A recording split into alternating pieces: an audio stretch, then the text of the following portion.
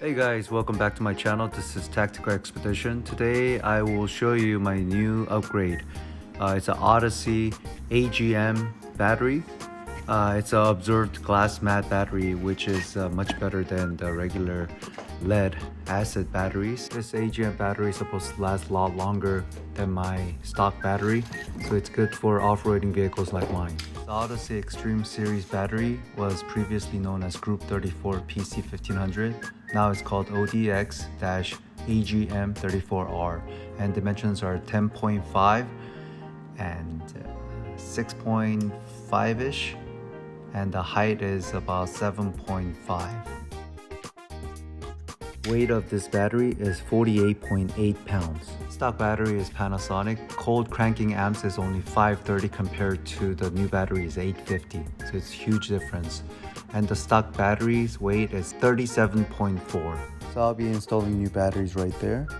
When I took my vehicle to Toyota, the battery storage capacity was at 30%, so I had to change it. So I decided to upgrade it.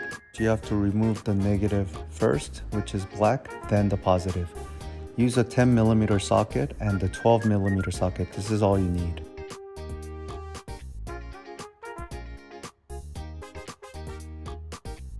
Just wiggle it and make sure that metal doesn't touch anything. And now remove the positive.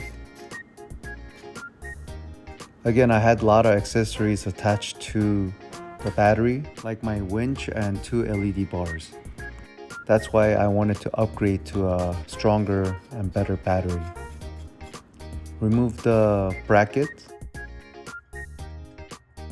And the batteries, again, it's heavy, right? So be careful. And because I go off-roading, there was a lot of dirt underneath. So take out the little tray. You can see underneath. This is what you have to buy, the Odyssey adapter for the battery. It's on Amazon. Look at the grooves. So it goes into the body of the 4Runner perfectly. And that's how the bracket fits perfectly into the new Odyssey Extreme battery. So once you put it on, put the brackets on. So there's a little hook on the front. So hook that first, then you can tighten the lugs in the back. Remove the positive adapter, plastic thingy. Put those little protection so the acid doesn't go into the battery. It's like a little protection pad.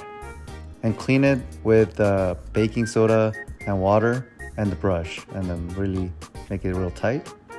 Because once there's a little movement, car might not start. And I had that happen during this install. So just make sure everything is super tight, but don't over tighten it because I have broken the lugs before. So once everything's done, man, it looks so nice. Then I bought this silicone putty, and you want to place it on the terminal area so there's no corrosion. So don't skip this part because you don't want anything corroded. So it's complete. I know there's a dual battery setup. That's the location for the second battery if I want to with my TRD intake. Thank you for watching.